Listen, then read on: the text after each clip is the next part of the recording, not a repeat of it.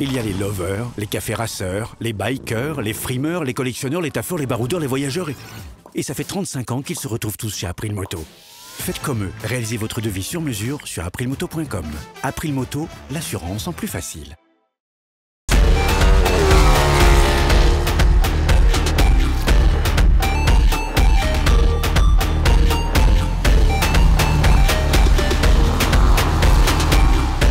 Soyez le bienvenu sur le repère des motards pour cet essai de la KTM 990 RC-R.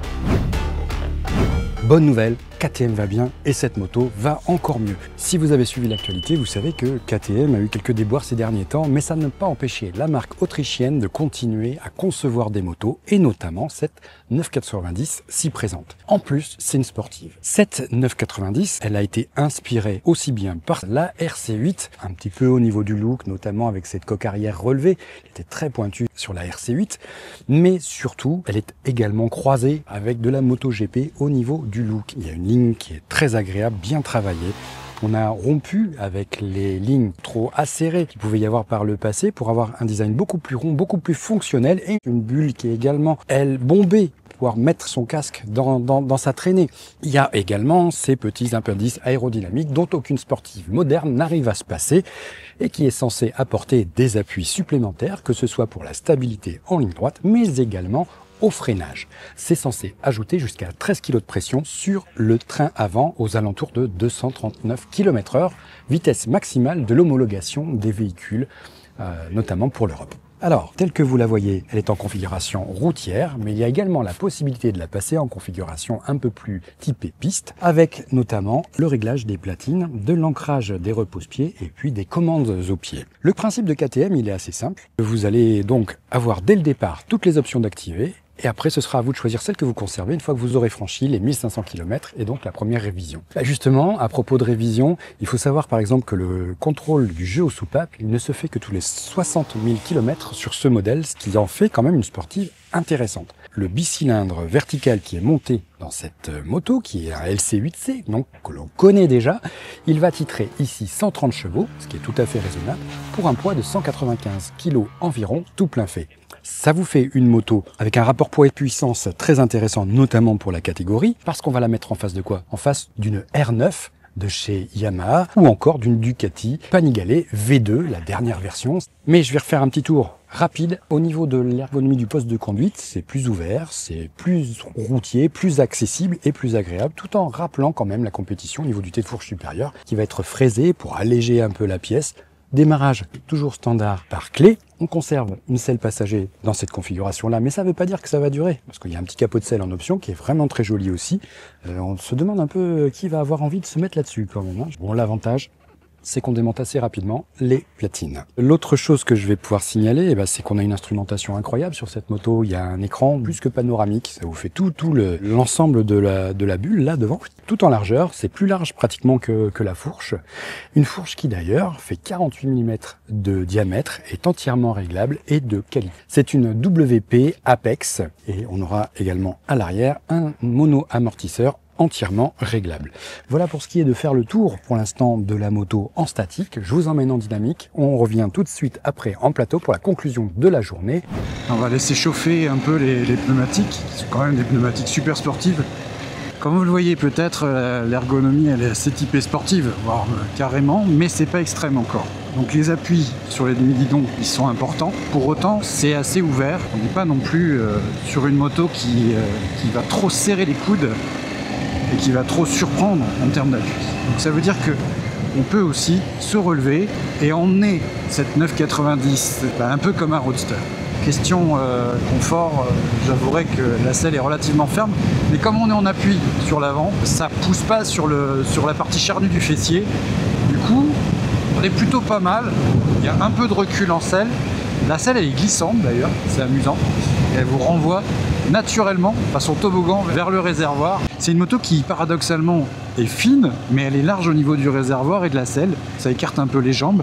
En l'occurrence, là, c'est une roue de bosselet qui fait ressortir de toute façon une fermeté de la suspension. Il y a une bonne filtration, il y a un bon pré-amorti. Bon, un peu moins sur les pavés. Ça, c'est les suspensions qui sont déjà moins souples. pour l'instant, moi je me contente de rouler en mode sport, qui est un mode intermédiaire avec les assistances pas trop poussées, moins poussées que sur le street. Mode street, il est plus agréable. En bas, ça relance beaucoup moins fort. C'est avenant, c'est prévenant. Le moteur est plus rond. Il relance moins fort, notamment là sur les régimes intermédiaires. Alors pour enrouler, c'est génial. Ce qui fait qu'on a après les rapports à tout faire qui sont la 3 et la 4. Là, à partir de 5000 tours minute, elle relance plus fort. En termes de chaleur et de production de chaleur, ça chauffe quand même les mollets, ça remonte. En agglomération, on va parler un peu de la souplesse moteur. Comme vous avez pu le constater, sur le régime de ralenti, il suffit que je lâche les gaz et la moto, elle m'emmène déjà aux alentours de 20 km/h, 25 km/h. Si je passe la 4, elle veut bien encore repartir. Je n'en demanderai pas plus parce que là, ça commence à tout sauter, mais il y a quand même une souplesse et surtout, il n'y a pas de protestation mécanique, il n'y a pas de bruit particulier. Ce moteur, il est souple là, comme ça, en bas régime et sur les reprises, sur un filet de gaz.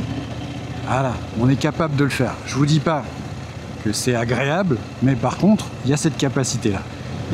Donc la 5, on la réservera à la route en profitant du shifter. Un shifter qui est assez souple, une boîte de vitesse qui gratte un peu mais qui accroche bien, parce qu'elle est capable de plonger dans les courbes et surtout de corriger à volonté en fonction de la position du corps. C'est vraiment vous qui allez décider la manière dont vous allez emmener la moto, mais par contre, il va falloir quand même, par moment, et surtout dans le très très sinueux, commencer à se poser les bonnes questions et éventuellement à commencer à en jouer sur les réglages de suspension. Dans une stabilité, une précision et une légèreté, la moto elle bascule très facilement d'un angle sur l'autre. On vous dirait que ce sera un comble vu la rigidité. Et voilà, on rentre les rapports, un petit peu de frein moteur, je suis repassé en mode sport. Les relances sont excellentes. La poignée des gaz, elle est souple. Il y a un tirage assez court quand même, parce que là, je suis à fond, par exemple. C'est pas rien de dire qu'elle est prévue pour être exploitée pleinement. À partir de 6000 tours minute, là, il cause vraiment sérieusement jusqu'à la zone rouge. Et le régime moteur n'est pas élevé. Ce qui fait que c'est une moto qui consomme assez peu finalement, parce qu'on n'est pas obligé d'aller chercher loin dans les tours. La nouvelle commande à la main, elle est franchement sympa et elle marche très très bien. Donc c'est assez intuitif, mais il y a tellement de possibilités qu'il faut vraiment arriver à s'y retrouver. On va s'intéresser au freinage, puisqu'on est là. Alors accélération, 90 km/h, on freine. Bon, là, il n'y a pas à dire, c'est du costaud. J'ai même pas cherché à bloquer, hein. J'avais l'arrière qui se soulevait. Il faut dire que l'étrier, aussi bien que le maître cylindre, là c'est du haut de gamme. L'ABS il se déclenche pas vraiment, hein. On va essayer le frein arrière. Ah, le frein arrière il me rassure.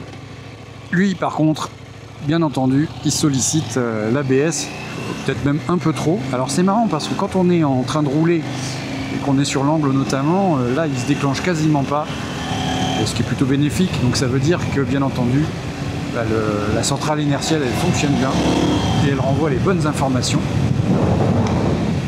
Alors cette moto elle est très plaisante au niveau ergonomique, par contre on voit bien que c'est prévu racing, hein. Et du coup la bulle est une bulle un peu compétition, un peu endurance. Ça fait une moto sonore, hein. Ça vous en renvoie pas mal dans le casque. Et même si on a envie de se planquer derrière la bulle, là, il y a encore plus de bruit. Ce qui fait qu'au bout d'un moment, là on n'entend même plus le moteur. Si vous avez l'habitude des sportifs, si vous avez l'habitude des sports GT, vous ne serez pas surpris du tout, vous serez même plutôt à l'aise. Dans l'état, elle a entièrement réussi à nous convaincre. Il faut aussi savoir que c'est comme toutes les motos qui offrent beaucoup de réglages, ce genre de véhicule qu'il va falloir mettre littéralement à sa main. Les réglages influent énormément sur la manière de ressentir la moto. N'étant pas spécialement pistard, n'ayant pas fait spécialement de la compétition, ce qui était intéressant aujourd'hui, c'est le chrono, tout simplement. Au cours de cette journée, j'ai gagné près de 20 secondes entre la session du matin et la dernière session. Donc en 5 sessions, gagner 20 secondes avec une moto, c'est déjà énorme, tout simplement en réglant les suspensions et bien sûr en apprenant le circuit de Séville en l'occurrence. Le moins qu'on puisse dire, c'est qu'elle a littéralement explosé ses deux concurrentes en termes de chronomètre, puisqu'on avait les références. Elle a beau être plus excessive dans sa configuration, elle est également plus efficace. Elle est parfaitement faite pour la piste, mais elle est entièrement vivable sur la route Et ce qui est appréciable, voilà, c'est que cette moto, elle fait preuve d'une polyvalence qu'on aurait du mal à imaginer de la part d'une sportive, d'une super sport, comme l'a défini KTM, même si a priori, au niveau cylindré, avec 950 cm3 environ, on est quand même plutôt sur de l'hypersport que sur de la super sport. Mais au niveau de la puissance, voilà, on retombe dans une catégorie inférieure en termes de puissance et de sportivité, mais le résultat, il est là. On a une moto légère. Le poids, il est totalement absorbé par la qualité de la partie cycle. C'est une partie cycle qui est particulièrement rigide, et ce qui fait que c'est une moto qui va s'inscrire d'un bloc dans un virage, qui va vraiment pouvoir suivre la trajectoire qu'on va lui avoir imposée. À aucun moment, nous ne sommes réellement parvenus les uns ou les autres à mettre cette moto en défaut. Pour autant, il convient quand même de s'en méfier parce qu'elle est dynamique, elle est nerveuse, non seulement au niveau du moteur, mais également au niveau de la partie cycle. Il faut vraiment prendre l'habitude de cette réactivité, mais elle n'est pas trop réactive justement. Elle est parfaitement dosée en termes d'équilibre entre je veux y aller et j'y vais trop. Donc on a toujours cette possibilité de la corriger, de la ramener, et puis de jouer en live sur les réglages, ce qui permet tout à fait d'adapter le comportement notamment du train avant à la typologie de route et de virage que l'on va rencontrer. Le principe que l'on va avoir avec le mode track, c'est qu'il est possible de gérer très rapidement et très facilement le contrôle de traction, au moyen de la palette que l'on retrouve sur le guidon droit. Et ça n'a l'air de rien, mais de pouvoir régler en même temps que vous êtes en train de rouler, comment vous allez pouvoir accepter la glisse de l'arrière ou le contrôle de traction, voire de le désactiver, ça change littéralement la vie parce qu'on n'est pas toujours envie de devoir jouer avec un mode, de devoir changer, de devoir revenir en arrière, refaire quelque chose pour arriver à exploiter sa moto. Les plus, déjà, pour le prix de base, on a une excellente sportive. Bien évidemment, le comportement de la moto. Elle est très agréable. La motorisation, elle est juste 130 chevaux, pas plus, c'est génial. Mais il y a aussi du couple. Le couple du bicylindre, il est très élevé, en bas et à mi-régime, on a déjà tout ce qu'il faut. Et là, ça permet vraiment d'exploiter pleinement la moto et de resserrer les trajectoires, de la réinscrire sans rien perdre. Le frein moteur est fort bien géré, il est moins pointu, il est moins excessif que d'autres, mais on conserve une excellente dose de sensation. Enfin, il va y avoir la possibilité vraiment de la mettre à sa main, et ça, c'est précieux lorsque l'on va se retrouver sur une moto avec une ergonomie sportive. Le dernier point, ça va être le freinage qui est là, de mon point de vue, à un nouveau niveau. Un freinage, justement, qui fait appel aux nouveaux étriers Brembo qu'on retrouve très peu encore sur la production, qui sont au-dessus des Stylema, qui sont des Alpure, je crois.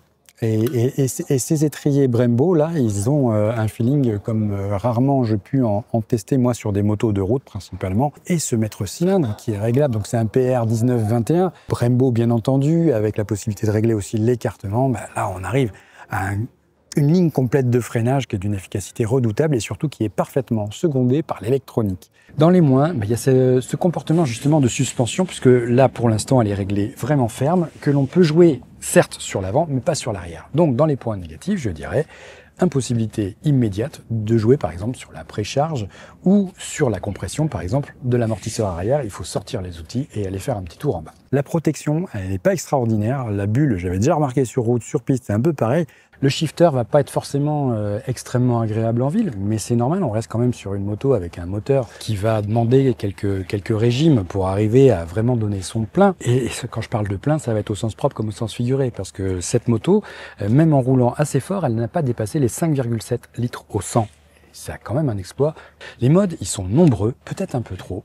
Il y a une électronique extrêmement poussée, peut-être un peu trop pour le commun des rouleurs, mais ça permet quand même d'en tirer le meilleur et de trouver forcément un réglage qui vous conviendra en fonction des circonstances. Enfin, moi, il y a ce système d'options, justement, qui me chagrine un peu parce que, quelque part, c'est dommage de vous donner quelque chose, de vous y donner goût, de vous dire « il est bon, hein, c'est bon, hein », mais tu les auras pas si on n'a pas les moyens de les payer.